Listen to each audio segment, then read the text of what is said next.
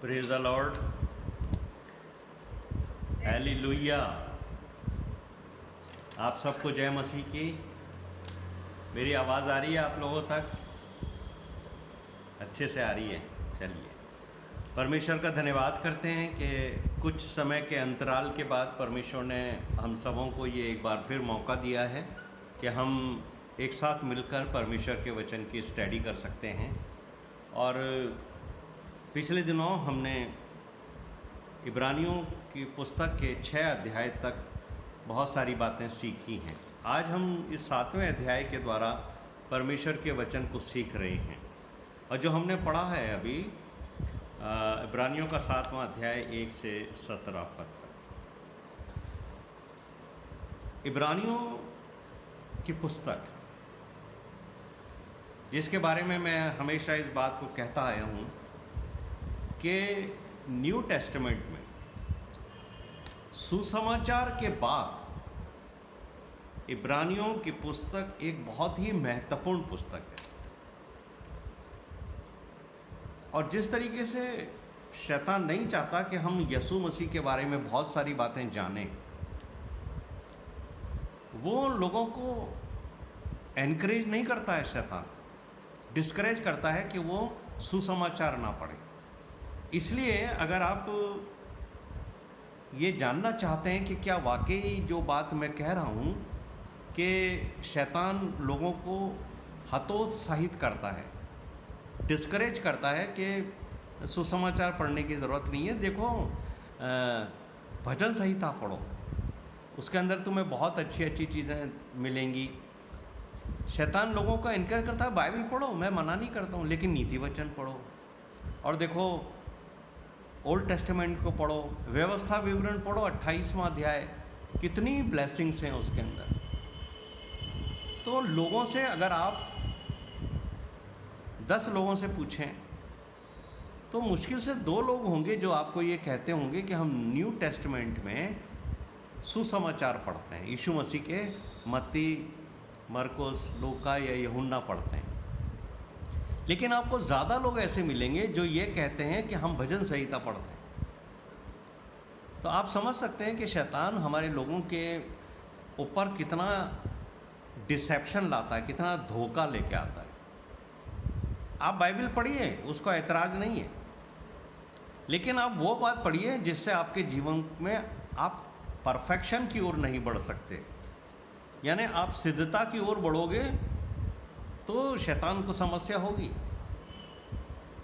इसलिए जो इब्रानियों की पत्री है वो मसीहों को सुसमाचार पढ़ने के बाद सबसे ज़्यादा एनकरेज करती है यीशु मसीह के मनुष्यत्व को बताने के लिए कि यीशु मसीह भी वैसा ही मनुष्य था जैसे मैं और आप हैं। तो जब यीशु मसीह इस जीवन में, जब वो एक मनुष्य के रूप में सब तरह के टेम्पटेशंस को, सब तरह की आजमाइशों को, सब तरह की परीक्षाओं को ना कह के पाप में नहीं गिरा, निष्पाप रहा, तो जो लोग उसके फॉलोअर्स हैं, जो उसके पीछे चलते हैं, वो भी यीशु मसीह की तरह एक पवित्र जीवन जी सकते हैं। और इसीलिए ज़्यादा लोग इस पुस्तक को नहीं पढ़ते। ये पुस्तक पढ़ना बहुत आवश्यक है क्योंकि हम यीशु मसीह के मनुष्यत्व को इसमें सीखते हैं। और हमें ये भी पता पड़ता है कि यीशु मसीह हमारे लिए एक याजक के रूप में इस संसार में आया, हमारे उद्धारकर्ता के रूप में आया। और जो याजक का काम हुआ करता था कि वो मनुष्यों के लिए बलि चढ़ाए, तो वो उसने अपनी बलि चढ़ाकर अपने लहू को, जो एक पवित्र लहू था, परमेश्वर के सामने ले जाकर अर्पण किया और उसके द्वारा उसने व्यवस्था को पूरा किया।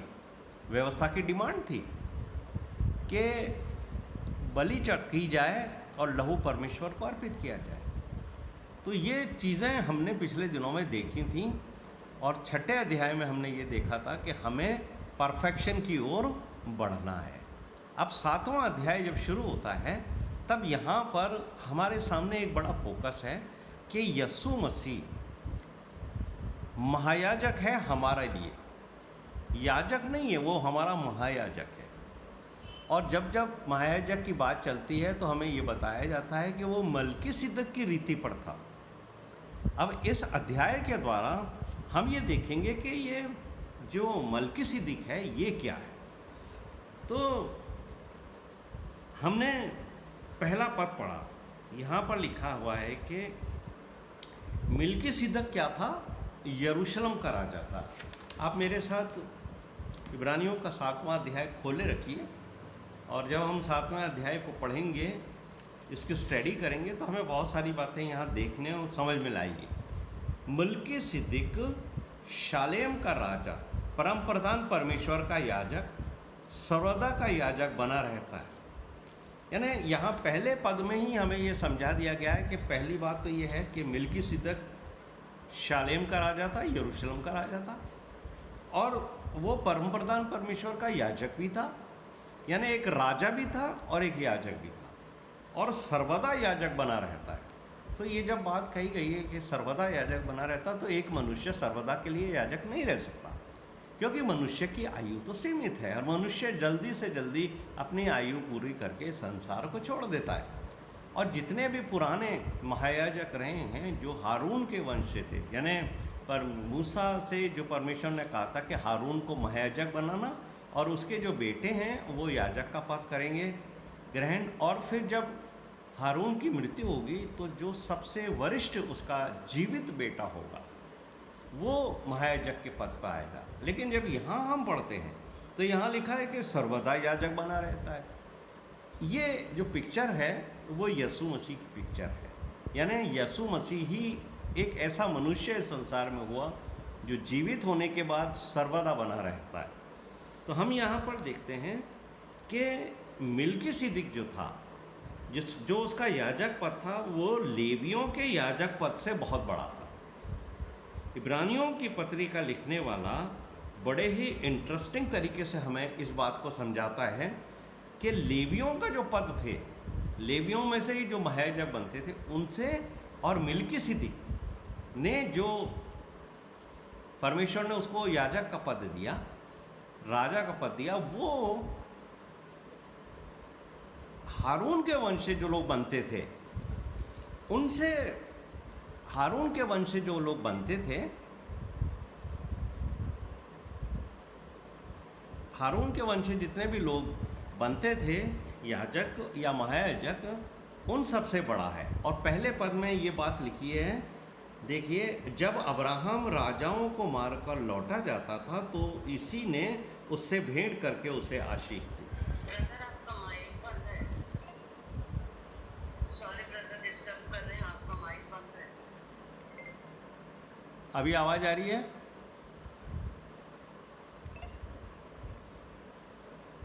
आवाज़ आई है? जी आ रही है आवाज़ मेरी? जी आ रही है। हाँ, देखिए, जो पहले पद है उसमें एक बात लिखी है कि जब अब्राहम राजाओं को मारकर लौटा जाता था तो इसी ने उससे भेंट करके उसे आशीष दी थी। यानी मल्कीसिदक ने अब्राहम से भेंट करी थी। अब ये बात कहाँ पर लिखी है? ये बात आपको जेनेसिस में मिलेगी। अगर आप उत्पत्ति का अध्याय खोल लें, उत्पत्ति का अध्याय खोल लीजिए आप मेरे साथ, तो आपको मालूम हो जाएगा कि 14वें उत्पत्ति 14 अध्याय उसके 17 पद से 18 पद, और आगे हम पढ़ेंगे 18 पद से लेंगे हम। तब शालेम का राजा, 17वें पद से ले लिए, जब वह करदोल ओमेर और उसके साथी राजाओं को जीत कर लौटा आता था, यानी अब्राहम, तो सदोम का राजा शावे नामक तराई में, जो राजा की तराई भी कहलाती है, उससे भेंट करने को आया। तब शालेम का राजा मल्कीसिदक, जो परम प्रधान ईश्वर का याजक था, रोटी और दाखमधु ले आया, और उसने अब्राहम को यह आशीर्वाद दिया, परम प्रधान ईश्वर की ओर से, जो आकाश और पृथ्वी का अधिकारी है, तू धन्य हो, और धन्य है परम प्रधान ईश्वर जिसने तेरे द्रोहियों को तेरे वंश में कर दिया। तब अब्राहम ने उसको सब वस्तुओं का दशमांश दिया। यहाँ पर मिल्किसेदेक के बारे में सिर्फ 4 या 3 पद हैं। इसके अलावा मिल्किसेदेक के जीवन के बारे में हमें पूरे बाइबल में कहीं कुछ लिखा हुआ नहीं मिलता है, लेकिन इब्रानियों की पत्री के अंदर 7वें अध्याय में हमें ये लिखा हुआ मिलता है कि मिल्किसेदेक की रीति पर सदा का याजक यीशु मसीह को बनाया गया। अब आप ये देखिए 5वें पद के अंदर, दूसरे पद के अंदर ये लिखा है कि जब अब्राहम मिल्किसेदेक से मिलने आया तो अब्राहम ने उसको 10वां अंश भेंट में दिया जो उसे युद्ध के द्वारा प्राप्त हुआ था। और 5वें पद में लिखा है क्योंकि लेवी भी अब्राहम के वंश में जन्मे थे। तो हमें ये समझना होगा कि ये जो लेवी हैं इन्होंने भी अब्राहम के शरीर में होकर मिल्किसेदेक को दशमांश चढ़ाया। ये जो पद आपने पढ़ा था, खोलिए इसको 7वें इब्रानियों 7वां अध्याय और 9वें पद और 10वें पद को देखिए। तो हम यह भी कह सकते हैं कि लेवी ने भी जो 10वां अंश लेता है अब्राहम द्वारा दशमांश दिया, क्योंकि जिस समय मिल्किसेदेक ने उसके पिता से भेंट की उस समय वह अपने पिता की देह में था। ये क्या है? ये बड़ी मिस्ट्री है बाइबल की। इसी को मुझे और आपको समझना है कि जब वो ये कहता है कि लेवी ने भी मिल्किसेदेक को दशमांश दिया।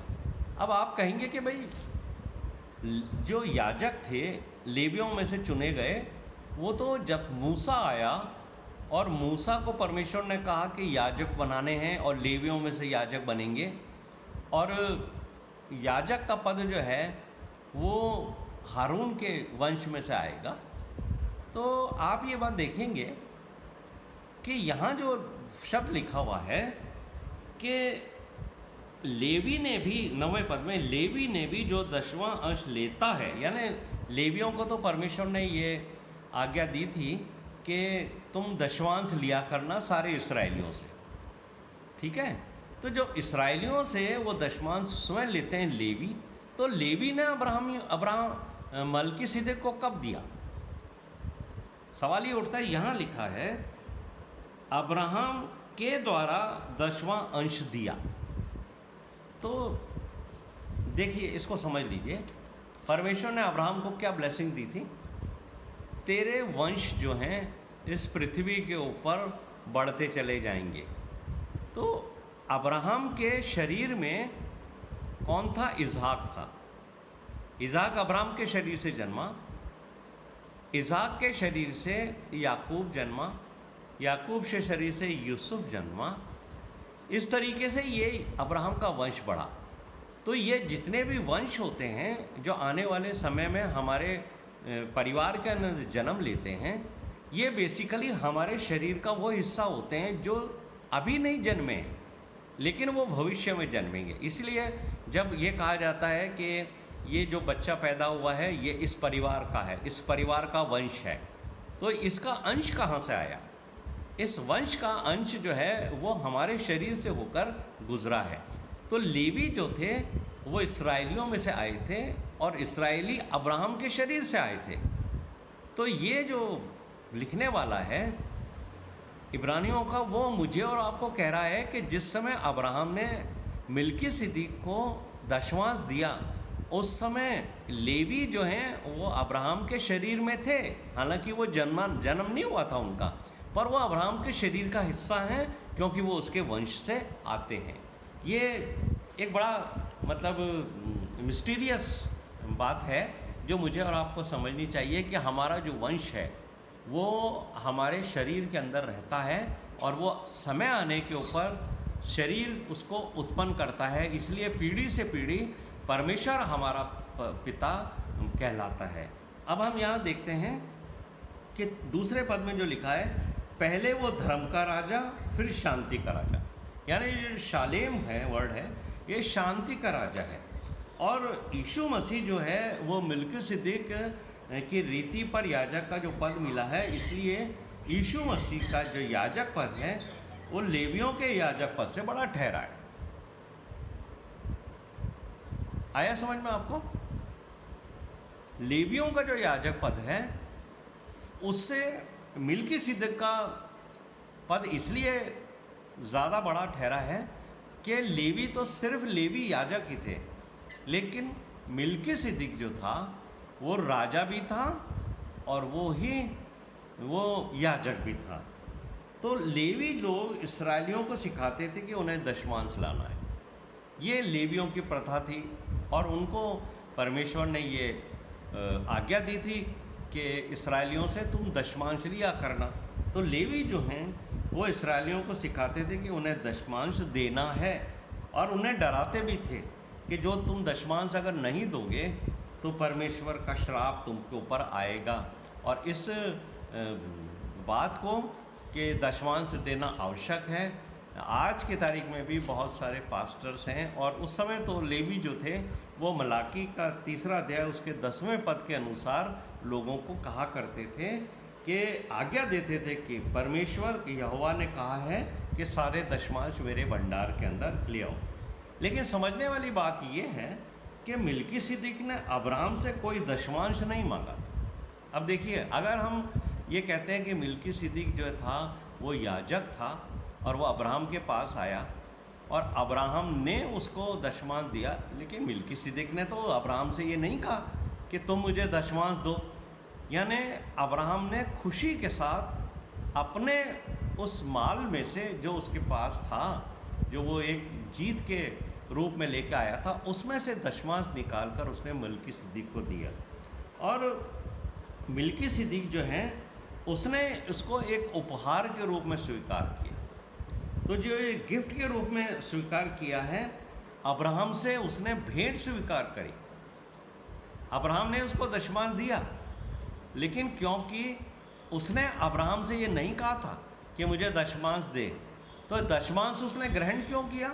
उसने ग्रहण किया एक भेंट स्वरूप। इसको आप समझ लीजिए कि उसने मांगा नहीं है, लेकिन उसने इच्छा से अब्राहम ने दिया है।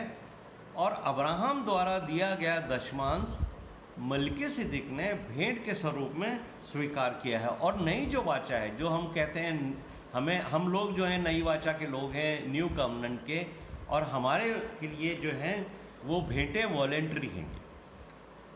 हमारे पास कोई भी ऐसा नए नियम का पद नहीं है जो मुझे और आपको ये बताए कि मुझे और आपको दशमांश देना ज़रूरी है, लेकिन मुझे और आपको परमेश्वर के स्वरूप भेंटें देना ज़रूरी है और अपनी इच्छा के अनुसार भेंटें देना है।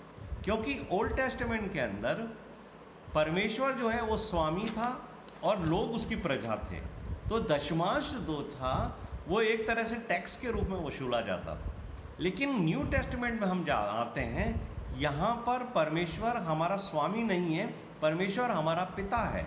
तो वो हमसे इनकम टैक्स वसूलता नहीं है कि वो हमको ये आज्ञा दे कि तुम्हारे को 10% देना ही पड़ेगा। Now he is not our ruler, God is our father. तो एक पिता जो है वो अपने बच्चों से वसूली नहीं करता है, लेकिन अगर बच्चे उसको भेंट देना चाहते हैं तो वो बच्चों से भेंट प्रेम पूर्वक स्वीकार करता है। लेकिन कोई भी माता पिता अपने बच्चों को ये प्रेशराइज नहीं करते हैं, जो एक स्पिरिचुअल पेरेंट्स हैं, कि तुम्हारे को अपनी सैलरी में से या अपनी इनकम में से मुझे 10% देना पड़ेगा, 20% देना पड़ेगा, 50% देना पड़ेगा। उनको नहीं चाहिए। लेकिन अगर बच्चे भेंट स्वरूप देना चाहते हैं तो वो उसको स्वीकार करते हैं। और यही न्यू कवनेंट का रूल है कि हम लोग जो हैं वो दशमांश तक नहीं रुकते। परमेश्वर को जो हम भेंट चढ़ाते हैं, बहुत से लोग 1% ही चढ़ा पाते हैं। अगर उनकी नहीं है कैपेसिटी पे परमेश्वर को भेंट देने की, उनके पास बहुत सारे दूसरे काम हैं, उन्होंने बहुत से लोन ले रखे हैं, तो परमेश्वर ये नहीं चाहता है कि वो कुड़ के रिस के और भेंट लेकर के आए परमेश्वर के पास। वो चाहता है, और आपने पढ़ा है पौलुस ये कहते हैं कि कोई भी जो है वो कुड़ के भेंट ना लाए, बल्कि पौलुस कहते हैं कि प्रसन्नता से खुश होकर देने वाले से परमेश्वर आनंदित होता है। तो भेंट का जो कंसेप्ट है वो परमेश्वर के साथ न्यू कवनेंट में, नई वाचा में बदल गया है। यीशु मसीह ने, अब आप देखिए कि यीशु मसीह ने इतनी बड़ी मिनिस्ट्री चलाई अपनी, लेकिन किसी को यीशु मसीह ने दशमांश देने के लिए नहीं कहा कि वो लोग, उस समय के जो लोग थे उनसे यीशु मसीह ने दशमांश नहीं लिया। यीशु मसीह ने अपनी मिनिस्ट्री के लिए उनको कभी नहीं उभारा। लेकिन हाँ, अगर आप बाइबल का अध्ययन करते हैं तो आप पढ़ेंगे लूका का 8वां अध्याय 2 और 3 पद में, तो आप वहाँ देखेंगे कि यीशु मसीह उन महिलाओं से भेंट स्वीकार करते थे। कौन थी वो महिलाएं? अगर आप लूका 8 और उसके 3 पद को देखेंगे तो वहाँ लिखा है, हेरोदेस के भंडारी खोजा की पत्नी योअन्ना और सुसन्ना और बहुत सी अन्य स्त्रियां ये अपनी संपत्ति से उसकी सेवा करती थी। यानी यीशु मसीह ने उनसे नहीं कहा कि तुम मेरी मिनिस्ट्री के लिए मेरे को भेंट दो, लेकिन वो जो महिलाएं थीं वो भेंट स्वरूप लाती थी। यानी यीशु मसीह ने उनसे दशमांश नहीं मांगा कि मैं याजक हूँ या मैं मिशन चलाता हूँ तुम दो। और नहीं पौलुस ने, पतरस ने, कभी आपको ये बात नहीं मिलेगी बाइबल में कि उन्होंने कभी दशमांश लोगों से मांगा कि आप मिनिस्ट्री के लिए हमारे कार्य के लिए दिए। आज के समय में अगर कोई पास्टर ये कहता है कि आप उसकी मिनिस्ट्री के लिए दशमांश दो, अगर कोई आपसे ये कहता है कि आपको दशमांश देना ज़रूरी है, आपको देना पड़ेगा, तो आप ये समझ लीजिए कि वो यीशु मसीह के अनुसार सेवा नहीं कर रहा है। वो व्यक्ति जो आपको दशमांश देने के लिए प्रभावित करता है, जोर देता है, आपको प्रेशराइज करता है, वो उन प्रथा के अनुसार काम करता है जो ओल्ड टेस्टमेंट में लेवियों की प्रथा थी। लेवी जो थे वो दशमांश मांगा करते थे और वो एक सेवक के रूप में काम करते थे, वही उनकी सैलरी हुआ करती थी। तो उस समय लेवियों में याजक और महायाजक हुआ करते थे और उनकी ड्रेस भी बिल्कुल अलग हुआ करती थी। जैसे आज हमारे पास्टर्स हैं, बिशप्स हैं, इनकी ड्रेस बिल्कुल अलग होती है, तो ये लेवियों की भी ड्रेस होती थी और वो एक तरह का अपोद वगैरह पहना करते थे। और जो ये थे महायाजक थे वो जो हैं वो उनका अलग ड्रेस हुआ करता था। तो लेकिन यीशु मसीह और जो प्रेरित थे यीशु मसीह, वो साधारण लोगों के बीच में काम करते थे और साधारण लोगों की जैसे ही वो ड्रेस पहनते थे। उन्होंने कभी अपनी ड्रेसेस को अलग नहीं किया। वो आप ये देखेंगे कि यीशु मसीह याजक और महायाजक थे हमारे, लेकिन उन्होंने वो वस्त्र धारण नहीं किया जो लेवी के वंश से जो याजक थे वो करते थे। इसलिए जो न्यू कवनेंट के अंदर आपने देखा होगा बहुत सारे ऐसे पास्टर्स हैं, प्रचारक हैं, प्रीचर्स हैं कि जब वो परमेश्वर का वचन बांटते और सिखाते हैं तो वो अलग तरीके का यूनिफॉर्म नहीं पहनते, एक तरह का ड्रेस अलग से उनका नहीं होता। यानी वो प्रजा के बीच में प्रजा की जैसे ही रहते और उनकी जैसा ही वस्त्र धारण करते हैं। वो अपने अलग से कोई वस्त्र धारण नहीं करते जैसा हम लोगों के यहाँ पर पास्टर्स वगैरह धारण कर लेते हैं। तो ये जो लेवी थे ये याजक, क्योंकि एक विशेष भवन को ही परमेश्वर का भवन कहते थे और वो उत्साहित करते थे कि परमेश्वर के भवन में आओ, परमेश्वर के भवन में दशमांश चढ़ाओ। लेकिन आज न्यू कवनेंट के अंदर परमेश्वर ने मुझे और आपको ये बताया है कि एक विशेष भवन ही मेरा स्थान नहीं है, क्योंकि ओल्ड टेस्टामेंट में परमेश्वर उनके साथ चलता था। मूसा ने जब उनको निकाल के लाए तो प्रभु परमेश्वर यहोवा कभी खंबे के रूप में चलता था, कभी ज्योति के रूप में चलता था, कभी बादल के रूप में चलता था और फिर उसके लिए वहाँ पर एक तंबू बनाया गया और परमेश्वर उस तंबू में निवास करता था। और वो जो याजक थे उन्होंने उसको फिर बाद में मंदिर का शेप दिया, जैसे परमेश्वर ने आज्ञा दी थी। सुलेमान के द्वारा मंदिर बनाया गया और परमेश्वर ने कहा था कि यहाँ जो प्रार्थनाएं होंगी उस पर मेरे कान लगे रहेंगे। यानी परमेश्वर ने उन्हें बताया था कि ये मंदिर वो स्थान है जहाँ मैं रहता हूँ। इसलिए याजक जो है वो लोगों को उत्साहित करते थे कि तुम्हें मंदिर में ही आना है, मंदिर में ही दशमांश चढ़ाना है, मंदिर में ही बलिदान चढ़ाना है, सब कुछ आपको मंदिर में करना।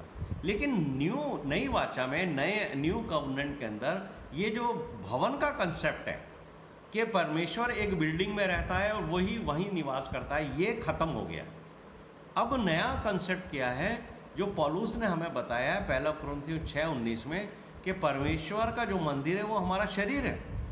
अब परमेश्वर ये कहते हैं, पौलुस ये कहते हैं कि क्या तुम नहीं जानते कि तुम्हारा शरीर परमेश्वर का मंदिर है, पवित्र आत्मा का मंदिर है और तुम्हारे अंदर पवित्र आत्मा जो रहती है वो परमेश्वर के मंदिर में रहती है। इसलिए अपने शरीर को भावता व बलिदान करके हमें चढ़ा देना है, ताकि परमेश्वर के रहने के लिए हमें पवित्र स्थान को उपलब्ध कराएं।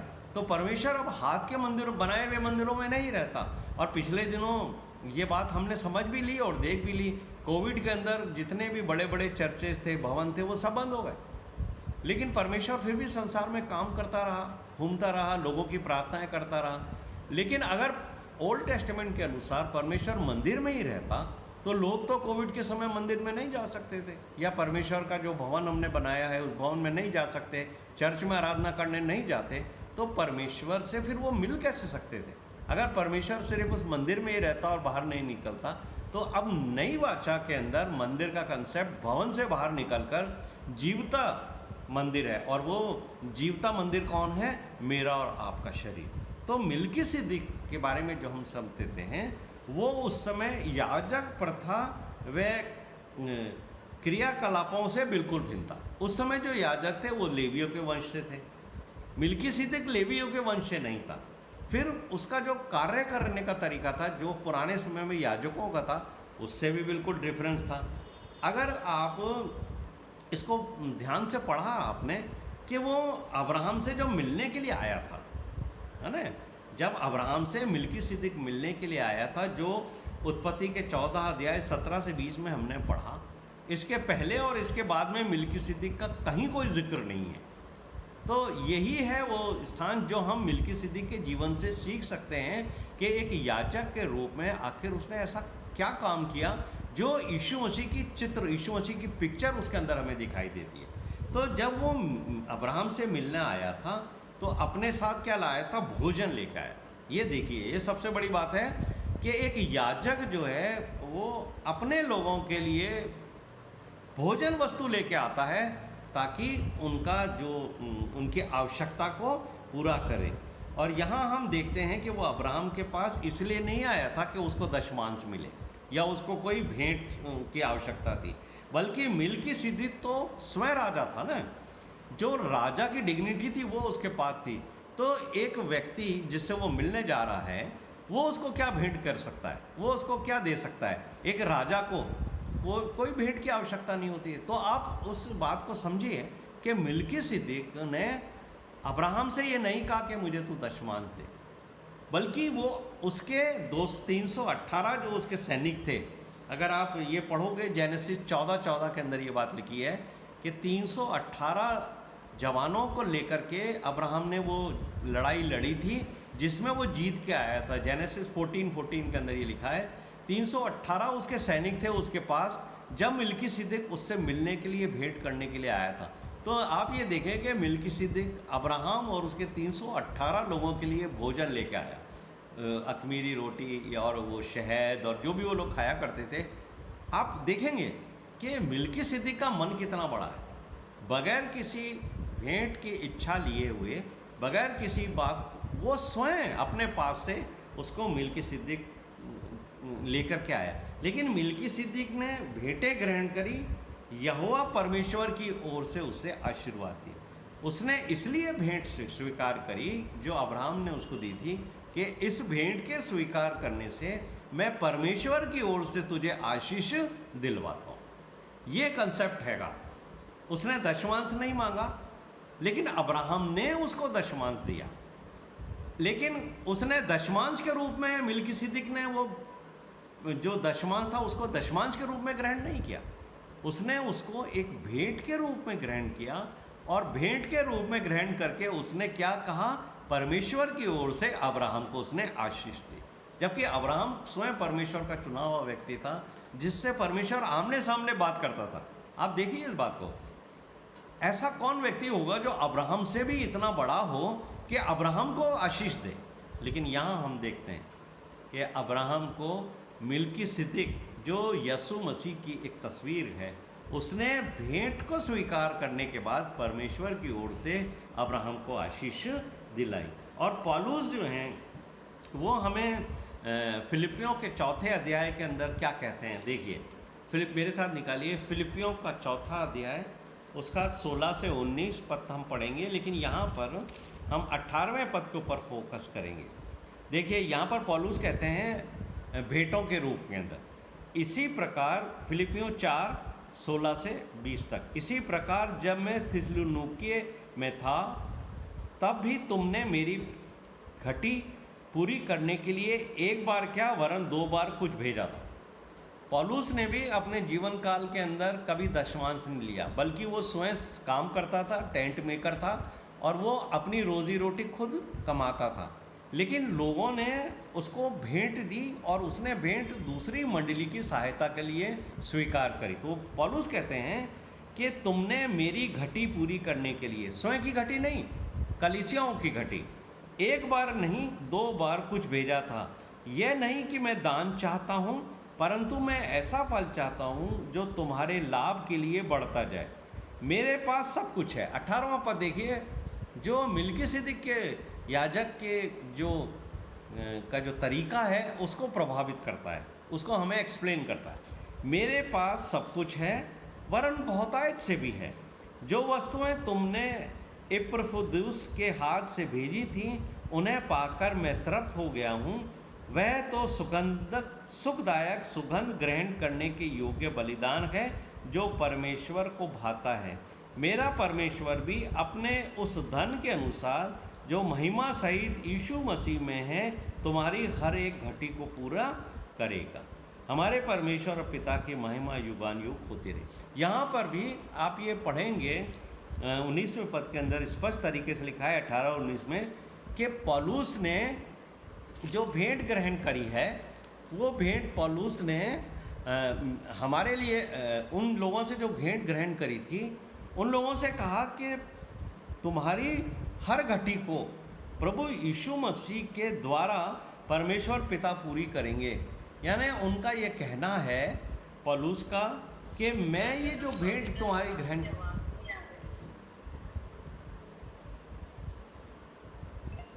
मैं यो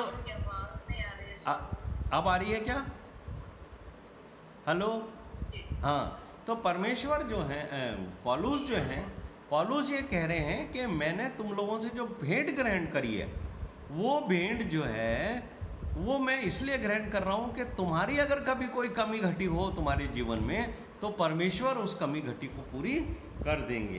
तो इम्पॉर्टेंट बात अब जो मैं करना चाहता हूँ आपसे, वो सुनिए। वो ये लिखा है, लेवियों का जो याजक पद था इनसे बिल्कुल फ़र्क था। किनसे? प्रभु यीशु मसीह के याजक पद से। और पौलुस, पतरस और इन लोगों का जो याजक पद इनको मिला, उनसे बिल्कुल फ़र्क था। लेवी जो थे वो लोगों की भेंट पर निर्भर थे, ये बात आप समझ लीजिए। इसलिए दशमांश के ऊपर वो बहुत ज़्यादा जोर देते थे। इस्राएल में जिस वंश को, हारून के वंश को लेवियों का याजक पद दिया गया था, वो याजक पद वो लेने के बाद दशमांश पर इसलिए जोर देते थे कि दशमांश ही उनकी रोजी रोटी था। वो दशमांश पर निर्भर थे कि अगर दशमांश नहीं आएगा तो वो सेवा नहीं कर सकेंगे। वो एक तरह से वो जॉब करते थे कि उनको सैलरी चाहिए, तो सैलरी के रूप में वो दशमांश वसूलते थे। और आज हम एक तरीके का जो right financial principles of Christian ministry समझना चाहते हैं। आज क्या ये फाइनेंशियल मैनेजमेंट है कि हम जो लोगों से क्रिश्चियन मिनिस्ट्री के अंदर लोग हैं, उनके अंदर 2 तरह के लोग होते हैं। कुछ तो जॉब करते हैं कि भाई आप कहाँ काम करते हो। बहुत से लोग कहते हैं भाई हम तो भिलाई स्टील प्लांट में काम करते हैं, तो वहाँ से उनको सैलरी मिलती है। बहुत सारे लोग हैं जो मिशंस के अंदर काम करते हैं, उनको वहाँ से सैलरी मिलती है, वो वहाँ जॉब करते हैं, तो सेवक हैं वो। बहुत से पास्टर्स हैं, उनको रेगुलरली सैलरी मिलती है, वो भी सेवक हैं, उनको जॉब मिल रहा है। तो ये जो लेवी थे उनको दशमांश के रूप में एक तरह से सैलरी मिला करती थी। लेकिन मिल्कीसिदक जो था, आप उसकी डिग्निटी को समझिए। वो याजक नहीं था जिसको दशमांश की आवश्यकता थी कि वो लोगों से दशमांश वसूले। क्यों वो दशमांश नहीं वसूलता था लोगों से या कहता था? क्योंकि वो राजा था, वो शालोम का राजा था, और उसने अपनी डिग्निटी को, जो एक राजा की डिग्निटी थी, उसको उसने बना के रखा हुआ था। तो राजा का जो सम्मान था वही सम्मान यीशु मसीह के पास है। पौलुस के पास है। उस डिग्निटी को जो आज के तारीख में जो सच्चे प्रभु के सेवक हैं उन्होंने उस डिग्निटी को आज भी मेंटेन करके रखा है कि वो किसी को नहीं कहते कि मुझे सेवा के लिए आपको ये सैलरी देनी पड़ेगी या आपको मेरे को ये दशमांश देना पड़ेगा। यीशु मसीह के पास दो पद हैं। यीशु मसीह हमारा राजा है मिल्कीसिदक के रूप में, और यीशु मसीह हमारा महायाजक है मिल्कीसिदक के रूप में। लेकिन वो डिग्निटी यीशु मसीह ने मेंटेन करके रखी है जो एक राजा की डिग्निटी होती है कि उसको अपने लोगों से दशमांश नहीं चाहिए। और अगर वो किसी की भेंट स्वीकार करता है तो यीशु मसीह भेंट स्वीकार करते हैं या मिल्कीसिदक भेंट स्वीकार करता था, तो वो इस आशा से कि देने वाला जो हमें भेंट दे रहा है वो दशमांश के रूप में नहीं, लेकिन परमेश्वर से अब हम उसको और ब्लेसिंग्स दिलवाएंगे। तो यहाँ मेरा जो कहने का तात्पर्य है कि लेवी जो थे वो जो याजकों का पद था वो राजा के पद के अनुसार उनके पास नहीं था। उनके पास जो राजा का सम्मान होता है वो उस समय के लेवियों के पास नहीं था, इसलिए वो लोगों से दशमांश मांगा करते थे। और जब उनको दशमांश नहीं मिला, देखिए अगर उनको दशमांश नहीं मिलता तो वो क्या करते, फिर वो अपना काम शुरू कर देते, कुछ और जॉब शुरू कर देते।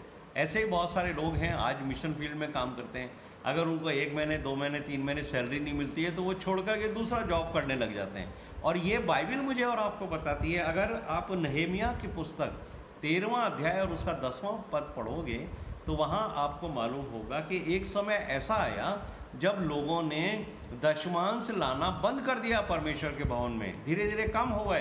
तो लेवियों ने क्या किया, लेवियों ने याजक पद छोड़ करके और फील्ड में जाकर एक काश्तकार यानी एक किसान की जैसे उन्होंने किसानी शुरू कर दी, क्योंकि वे परमेश्वर की सेवा तभी तक कर सके जब उन्हें प्रतिमा दशमांश मिलता रहा है। तो आज भी मैं आपसे यही बात कहना चाहता हूँ कि आज भी बहुत से प्रीचर्स हैं, पास्टर्स हैं, वो इसी रीति पर परमेश्वर की सेवा करते हैं कि अगर आपने उनको प्रतिमा सैलरी दी तो वो याजक का काम करते रहेंगे और अगर नहीं दी तो वो नहीं करेंगे। लेकिन मिल्कीसिदक एकदम से फर्क व्यक्ति था।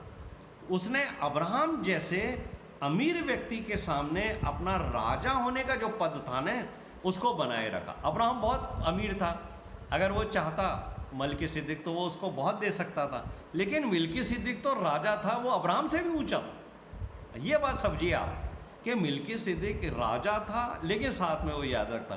तो मिल्कीसिदक ने एक राजा की डिग्निटी को मेंटेन किया।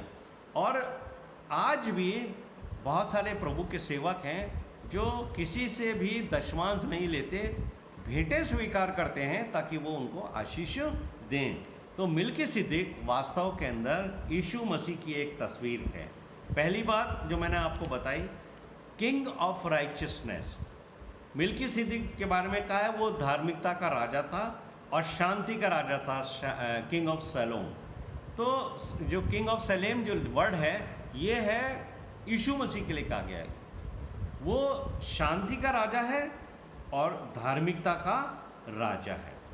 इब्रानियों 7 उसके दूसरे पद में लिखा है, हम देखते हैं कि धार्मिकता और शांति दोनों यीशु मसीह के अंदर मिलते हैं। और ये बात आपको भजन संहिता 85:10 में भी मिलेगी कि करुणा और सच्चाई आपस में मिल गई। वो वहाँ पर भी भजनकार कहते हैं कि करुणा और सच्चाई आपस में मिल कर के एक याजक की तरह हमारे ऊपर आशीष देते हैं। तो मिल्कीसिदक के बारे में बाइबल की प्रथम पुस्तक में इसका जिक्र है जो हमने पढ़ा उसके 14वें अध्याय के अंदर। लेकिन जब आप उत्पत्ति की पुस्तक पढ़ते हो तो वहाँ आपको बाइबल में कई लोगों की वंशावलियाँ देखने को मिलती है। अब मैं आपको एक चीज़ और बताना चाहता हूँ।